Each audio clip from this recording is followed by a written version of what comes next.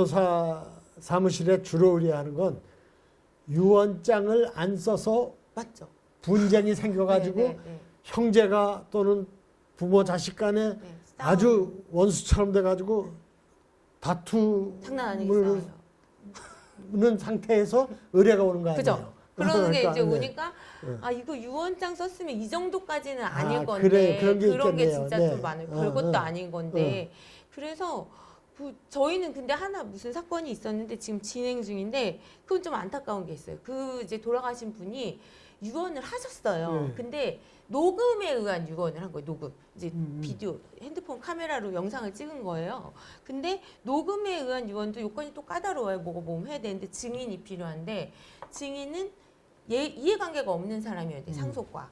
그런데 이제 아들이 내가 어. 자식들을 네. 데려놓고 증인을 하면 안 되는 거예요? 돼요. 아. 모르는 이제 딴 사람, 저 이해관계 없는 사람들이 와서 해요. 그러니까 그 증인을 모시는 게 얼마나 힘들겠어요. 그러니까요. 그러니까 보다 현실적이고 또 이 뭐랄까 이 현대화된 사회에 맞는 유언 방식도 적극적으로 이제 네, 도입할 필요가 있는 것 같아요. 해야 될 것 같아요.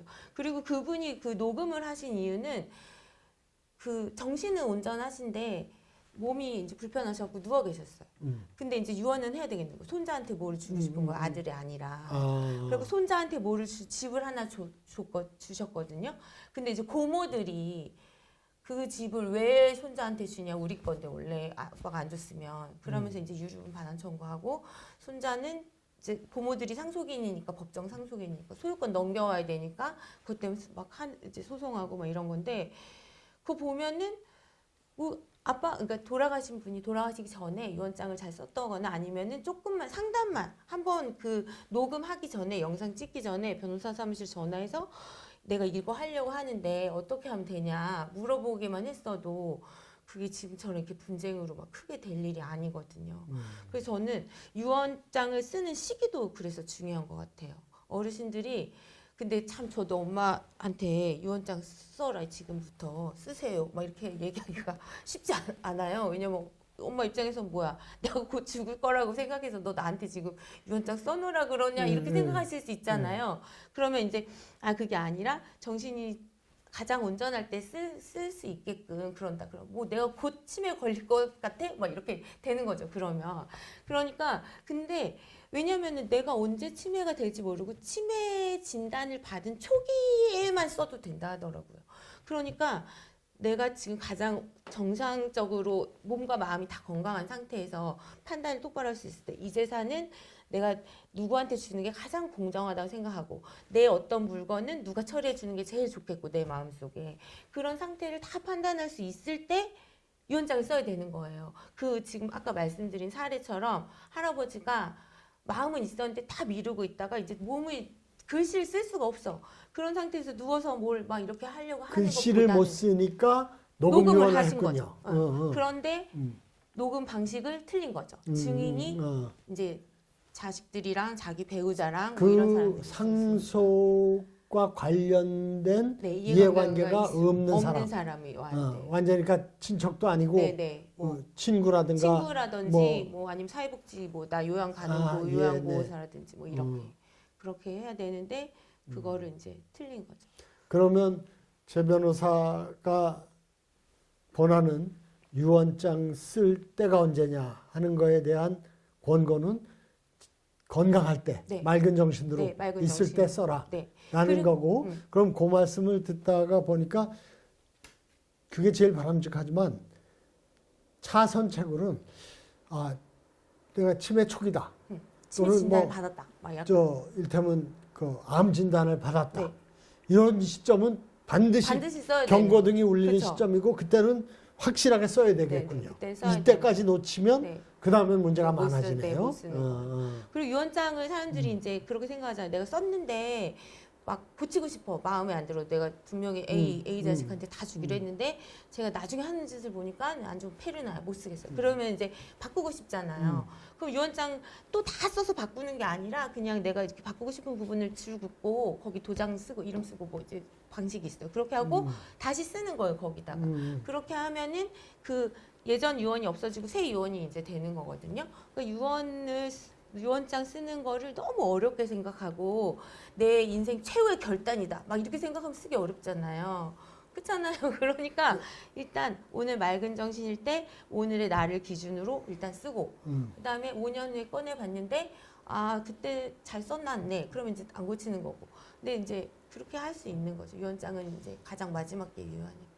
그래서 우리 웰다잉 문화운동에서 유언장 쓰기 캠페인의 이름을 유언장 써보기 운동 괜찮은 이렇게 것 같아요. 써보기. 일단 한번 써보십시다. 써보는 부담 갖지 말고 네, 네, 언제든지 찢어버려도 네, 되고 네. 언제든지 새로 쓸 수 있고 네, 네. 고칠 수 있으니까 네, 네. 이렇게 권하고 있습니다. 그래서 유언장을 쉽게 부담 없이 편하게 쓸 수 있는 게 제일 중요한 건데 유언장을 그래도 안 쓰는 사람들이 지금 99%인 것 같은데 그 이유가 뭔 것 같아요? 일단은 그게 뭐 그거에 대해서 깊이 생각해 본 적이 아마 없어서 그럴 것 같기도 해요. 그것도 있고 아까 제가 말씀드렸던 것처럼 우리나라에서는 뭐 문서로 남겨놓는 거를 별로 좋아하지 않는 것 같아요. 그 계약서 같은 것도 진짜 중요한 계약서도 안 쓰거나 표준 계약서 쓰거나 이래요. 근데 표준 계약서는 사실 중요한 내용이 다 빠져 있는 계약서나 마찬가지거든요. 그래서 분쟁이 생기고 그러는 건데 이제 그거는 뭐 부동산 거래, 임대차 거래 이런 데도 다 해당되는 거 아니에요? 네, 다 똑같아요. 근데 표준 계약서 그러면 이름도 표준 그러면 다 그게 다 된 것 권위가 같잖아요. 있어 보이는데 네. 그거 좀 그렇죠. 설명해 주시면 참고가 그래요? 되겠네. 그거는 이제 표준 계약서는 기본적으로 이 내용이 들어가야 된다. 만약에 내가 용역 계약을 했다. 누구 사람을 불러서 쓰는 계약을 하는데 용역 계약에는 필수적으로 들어가는 게 있다. 그것만 써놓은 게 표준 계약서예요. 근데 계약을 할 때 특별한 상황이 다 생기잖아요. 그리고 특별한 걸 정해놔야 되잖아요. 근데 그런 것들은 표준 계약서에 없어요. 왜냐면 표준 계약서는 표준이니까 우리 사이의 계약은 우리가 내용을 정하는 건데 그 내용이 표준화돼 있지 않다는 거예요. 그래서 그 표준 계약서 플러스 우리 내용을 써야 되는데 사람들이 그걸 몰라요. 그래서 분쟁은 어디서 발생하냐면 그 표준 계약서에서는 발생하지 않아요. 거기에 없는 공백에서 다 분쟁이 발생하는 거예요. 근데 계약서를 사람들이 안 쓰거나 아니면은 비전문가한테 도움을 받아서 쓰거나 저는 그게 굉장히 문제라고 생각하고 계약서를 똑바로 쓰기만 해도 분쟁이 이렇게 많이 발생하지 않을 건데 저는 소송으로 가는 거는 바람직하지 않다고 생각하고 그 계약서를 똑바로 써서 다툼을 미연에 방지하는 게 제일 중요하다고 생각하거든요. 근데 유언장도 똑같은 거예요. 계약서랑. 그런 맥락에서 저는 유언장 지금 작성하는 이 봉사에 동참하게 된 거거든요. 어쨌든 분쟁을 줄이는 방법 때문에. 근데 하여튼 우리나라 사람들이 그런 걸 잘 안 써서 예를 들면 계약서도 대충 쓰고 뭐 그러다 보니까 뭔가 정식으로 써야 되는 서류에 대해서 약간 인식이 부족한 것 같아요. 그냥 임대차 계약서도 공인중개사에서 써주니까 거기서만 그렇게 써야 되는 걸로 알고 있어요. 사실 내가 그냥 써도 되는 건데. 그러니까 이게 인식의 변화가 저는 필요하다고 생각하고 그래서 유언장 작성 문화가 이제 그런 문화가 생김과 동시에 그 약속, 서로 간의 약속에 대해서도 증빙하는 이런 문화가 같이 확산이 돼야 그 불필요한 다툼을 미연에 방지하는 그런 문화가 생기지 않을까 하는 생각이 저는 좀 들고 그게 앞으로 뭐 가능할지 모르겠지만 사람들이 너무 많이 싸우잖아요. 그 소송이 아니더라도 내 권리만 주장하고 그다음 우기고 막 증거 없으니까 우기잖아요 일단. 근데 이렇게 약간 극단적인 서로를 배척하는 극단적인 사회가 안 될 수도 있을 것 같은 거예요. 뭔가 명확한 서류가 있으면 오히려. 근데 우리나라에서는 사람들이 뭐 너랑 나 사이에 계약서를 쓰냐. 되게 좋은 것처럼 처음에 얘기하잖아요. 그럼 그게 또 멋있어 보이잖아요. 왠지 계약서 쓰자고 하면 쪼잔해 보이고 날 못 믿나 뭐 이렇게 보이잖아요. 근데 어떻게 보면은 계약서를 지금 쓰자고 얘기해서 쓰는 게 그 사람과의 관계를 좋게 하는 방법이에요. 그래서 그 문화가 저는 발전해야 된다고 아주 중요한 문제를 지적해 주신 것 같네요.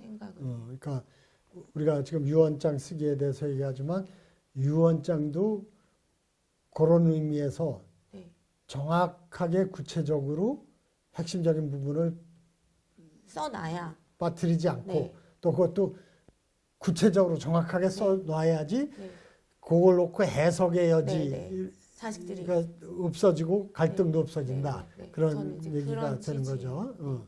그래서 유언장 뭐 우리가 아는 자필로 쓰고 뭐 다 기명 아니 내가 내 이름 쓰고 도장도 찍고 자필 증서 같은 경우에 그 방식도 중요하지만 내용도 중요해요. 그래서 그 방식이 인터넷에 다 나와 있다고 해서 그것만 가지고 아 난 제대로 된 유언장을 쓸 수 있겠다 이렇게 생각하시기보다는 지금 웰다잉 지금 저희 이제 여기서 무료로 상담해 드리고 있잖아요.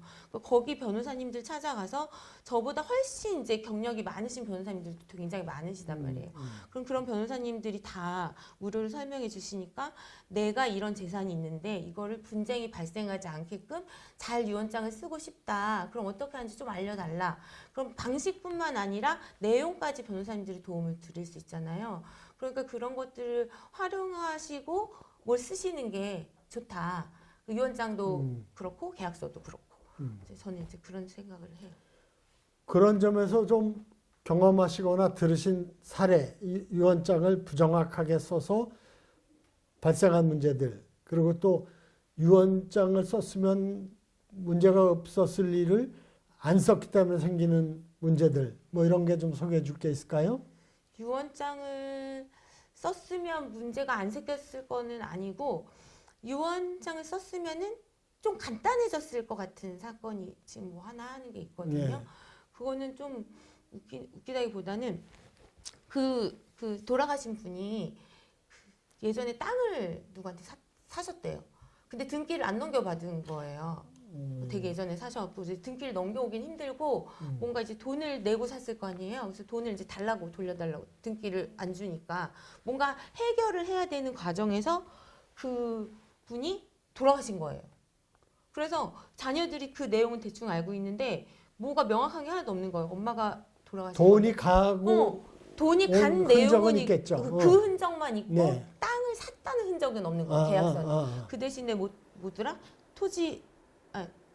등기 권리증 제목만 붙은 이상한 서류만 엄마가 갖고 있었던 거예요. 그래서 그 사태를 해결하려면은 어쨌든 이게 엄마 거였다는 거랑 이 자녀 둘한테 어떻게 나눠줘야 되는 건지랑 이게 다 같이 해결이 돼야 되는 거예요. 근데 엄마가 돌아가시기 전에 나한테 이 재산이 있고 이런 경위로 뭐가 돼 있었고 그 누구한테 갔고 이런 걸 다 써놓고 그리고 그걸 너가 돈으로 찾아오든 땅으로 찾아오면은 자식이 이제 3명인데 너네 둘이 뭐 돈으로 나눠 가지 뭐 이렇게 방법을 엄마가 써놨으면 자식들이 이걸 해결할 고민이 별로 없잖아요. 이거 어디서부터 어떻게 해야 되는지.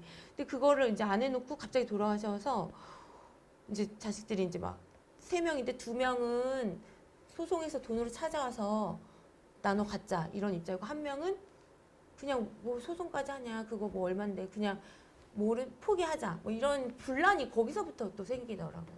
그래서 그런 일이 있었어요. 지금 있어요. 뭐 유언장을 썼더라면 좋았을 사건이죠. 다 해결은 안 되더라도 일부 자녀들이 뭐 의사결정을 하는데 도움이 됐겠죠. 저는 그것도 있는 것 같아요. 유언장을 쓰는 게 그 삶을 정리하는 내 인생을 돌아보는 시간이라고 해서 생각해요. 그래서 반드시 필요한 시간이라고 생각하는데 삶을 정리하는 방식에 이제 아직 저는 줄 때가 멀었다고 생각하고 있는데 방식 여러 가지가 있을 것 같은데 제 뭐 주변인들을 정리한다든지 뭐 그동안 사이가 안 좋았던 사람들을 만나서 뭐를 푼다든지 그런 방법도 있을 거고 그다음에 내 신상 내가 아프다 만약에 암에 걸렸는데 이제 유언장을 쓰고 뭐 정리할 건데 나는 뭐 누구한테 친구나 뭐 다른 가족한테 내가 아픈데 내가 뭐 연명치료는 나는 하지 않겠다라든지 아니면은 내가 요양원에 가야 되는데 나는 뭐 독방을 쓰고 싶다. 내가 돈을 많이 모아놨으니까 날 요양원으로 보낼 거면 독방으로 보내달라. 아니면 나는 머리는 매일 감아야 된다. 내가 정신이 온전치 못해도 너네가 나를 그렇게 하면 안 되고 내 머리는 매일 감겨줘라. 뭐 이런 거를 막 다 써놓을 수 있잖아요. 삶을 정리하는 여러 방식 중에 하나잖아요. 그리고 뭐 가고 싶은데 뭐 간다든지. 근데 유언장 쓰는 것도 그 방식 중에 하나일 것 같은 거예요. 나를 돌아보는 시간이라든지. 그래서 그런 걸 쓰는 시간을 가짐으로써 내 인생을 좀 정리하고, 그다음에 한번 써봄으로써 아, 내가 이 부분을 좀 더 정리해야 되겠구나, 이런 생각을 가지게 되고, 그런 면에서도 유언장을 한번 써보는 게 굉장히 사람들한테 중요할 것 같다. 그런 준비 없이 어느 날 갑자기 내가 탁 죽으면 그냥 죽은 나는 잘 모르겠지만 내 거를 뒤에 남아서 정리하는 사람들이 보기에는 좀 그렇잖아요. 그러니까 그런 시간이 되었을 때 나를 돌아보는 의미에서 한번 써보는 거는 나쁘지 않을 것 같다. 그런 생각이 들어요. 그렇습니다. 그러니까 유언장을 쓴다는 것은 내 재산을 내가 세상을 떠났을 때 어떻게 정리할 것인가, 나눌 것인가 하는 거가 중요한 한 부분이지만, 또 하나의 중요한 부분이 지금 제 변호사가 얘기한 것처럼 내 삶을 정리해보는 아주 좋은 기회가 되죠. 그럴 것 같아요. 나는 그래서 그거를 내 인생의 중간 결산이라고 부르는데, 네. 결산을 해봐야 그죠? 보다 맞아요. 정확하고 구체적으로 네, 이런 부분이 정말 안타까웠구나, 좀 아쉬웠구나, 이렇게 생각이 들고, 그러니까 그리고 바로 유언장 쓰고 죽을 게 아니기 때문에 네, 네. 남은 삶에서의 그죠? 자세가, 방향이라든지, 네, 또 그런, 네, 삶의 목표, 네, 가치, 이런 게 달라질 수가 네, 있는 네, 거죠. 그런 그런 것 점에서 같아요. 정말 제2의 삶을 더 의미 있게 또 보람 있게 살 수 있는 계기를 만드는 점에서도 네. 참 중요한 것 같아요. 네, 네, 그래서 유언장을 미리 쓴다고 절대 미리 죽는 게 아니니까 그쵸. 그런 거 신경 쓰지 네, 말고 네. 유언장을 좀 꼭 너무 늦지 않게, 그리고 그래서 유언장을 쓸 때가 언제냐 그러면 한번 써볼까, 쓰면 어떨까 생각하는 지금이 지금이다. 바로 유언장을 쓸 때다, 이렇게 말씀을 드리는데, 우리가 유언장을 쓰는 일, 사전연명으로 의향서를 쓰는 일, 장기기증 네. 서약서를 쓰는 일, 이런 일들이 한 번쯤 내 삶을 멈춰서 돌이켜보고 정리해보는 네, 네, 그런 아주 좋은 작업이 아닌가, 그렇게 생각을 네. 합니다. 유언장을 좀 쓰는 거를 확산시키기 위해서 해야 할 일이 뭐가 있고, 또 어떤 방법이 뭐가 있을까요? 그거 확산시키기 위해서요? 어. 일단은 좀 TV 프로그램 같은 거 있잖아요. 그런 거 활용하면 좀 좋을 것 같아요. 연예인들 요새는 좀 유튜브도 많고, 근데 이런 유튜브는 사람들이 또 많이 안 볼 수도 있잖아요. 안 보죠. 재미없다고 생각하고. 근데 연예인들은 또 많이 보잖아요. 음, 그러니까 좀 잘 나가는 연예인들을 좀 모아다가 유언장을 써보자. 그래서 그런 거를 한번 해보는 것도 재밌을 것 같고, 그리고 그 젊은 연예인들 불러서 하는 것도 괜찮을 것 같고, 그 연세 드신 뭐 유명한 윤여정 선생님, 또 이순재 부부, 뭐 김영호, 뭐 여러 분들 계시잖아요. 손숙 뭐 이런 분들. 그래서 모아서 자, 어르신들 앉아서 지금 오늘 유언장 써봅시다. 이렇게 하고 뭐 젊은 연예인 하나 앉혀놓고 그런 거 하면 재밌을 것 같은데, 유재석이 사회 보고 그러면 될 것 같은데. 그렇잖아요. 그럴 것 같네요. 그런 거 한번 해보. 그리고 저희 그 웰다잉 문화운동 거기에 손숙 선생님도 계시지 않아요? 예, 우리 공동대표 그쵸? 모시고 있죠. 그러니까 예. 한번 전화하셔가지고 대표로 나오셔서 친한 좀 아래 동생 유명한 애들이 좋아하는 연예인 몇 명 데리고 나와서 한번 해보시라고. 여기 유튜브에 한번 오시라고 하시면 연예인 데리고. 좋은 생각이네요. 그러면은 좀 한 번씩은 생각을 해보지 않을까요? 아, 저런 걸 예. 해야 된다라는 생각을 하는 것부터가 시작이잖아요. 막상 쓰는 거는 앞으로 몇 년이 더 걸릴지도 몰라도, 그 계약서도 똑같지만, 아, 저거 중요한 일이구나, 이걸 사람들이 알게 되는 게 중요하니까 일단은 그런 거를 많이 해보는 게. 유언장을 쓸 필요를 잘 느끼고 있지 못하는 게 유언장을 안 쓰는 주된 원인일까요? 아니면 쓸 필요를 느끼는데 막상 어떻게 구체적으로 해야 될지 잘 모르니까 못하는 게 더 유언장을 많이 안 쓰는 주된 요인일까요? 저는 유언장을 나 같은 사람이 유언장을 써? 이렇게 생각하는 게 더 클 것 같아요. 방식은 그냥 사람들이 내가 나 유언장을 쓸 거야라고 생각하면은 그냥 유언장 방식 틀려도 유언장 이렇게 하고 쓸 것 같아요. 근데 저도 뭐 법 공부를 하거나 그러기 전에는 유언장은 드라마에 나오잖아요. 뭐 대기업 사장, 회장이나 네, 해서 재벌들이나 쓰는 재벌들이랑 거. 쓰는 거고 뭐 변호사 데리고 와서 옆에 예, 써야 예, 되는 것 같고 뭔가 그렇잖아요. 예, 예. 그래서 사람들이 유언장을 안 쓰는 것 같아요. 그러니까 그렇지 않고 정말 뭐 어디 시골에 되게 조그만 집 하나 있거나 아니면 사실 전세로 살아도 돼요. 그건 현금으로 찾아갈 수 있으니까. 그래도 그 마찬가지죠. 돈이 똑같잖아요. 어이, 그런 거를 싸움 나긴 똑같아요. 똑같아요. 그 현금이니까. 그러면은 그 내가 전세로 살고 있어도 보증금이 요새는 다 올랐잖아요. 뭐 아파트 하나에도 뭐 몇 억씩 보증금 내고 살잖아요. 그러면은 그 보증금 그런 거 다 큰 돈이에요. 그러니까 유언장을 다 누구나 다 쓸 상황이라는 거죠.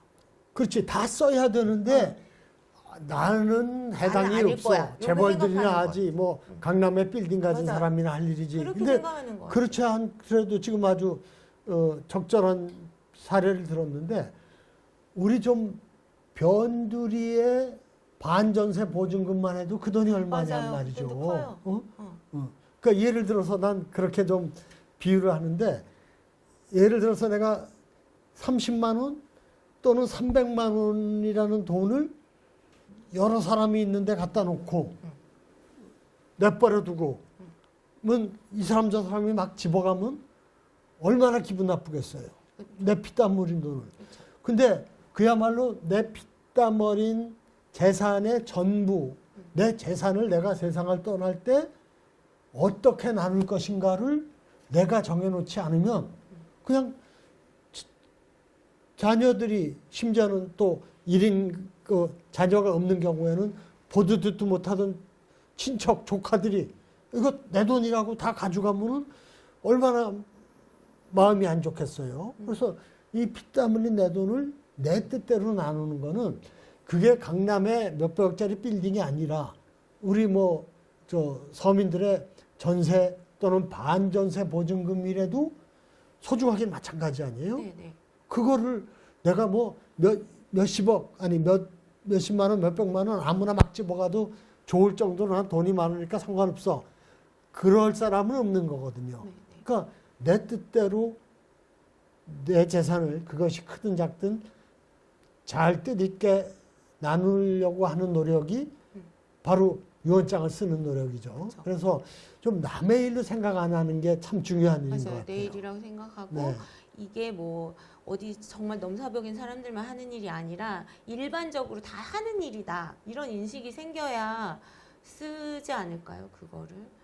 그래서 또 나중에 그런 일도 해야 되는 것 같아요. 예를 들면 이게 나이 든 분들만 대상으로 할 게 아니라 젊은 사람들한테도 홍보를 해야 되는 거예요. 왜냐면 그래야지 내가 죽을 때 나도 늙을 거잖아요.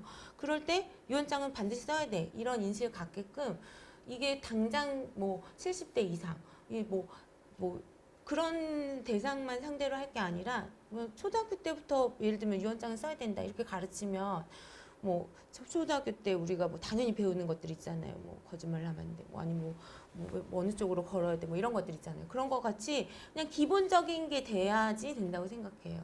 그래서 우리 웰다잉 문화운동 본부 여기도 방향성을 조금 너무 그 어르신분들에게 맞추지 않아도 그냥 이게 뭐 이제 다 어르신들만 계신 것도 아니잖아요. 같이 일하시는 분들 중에.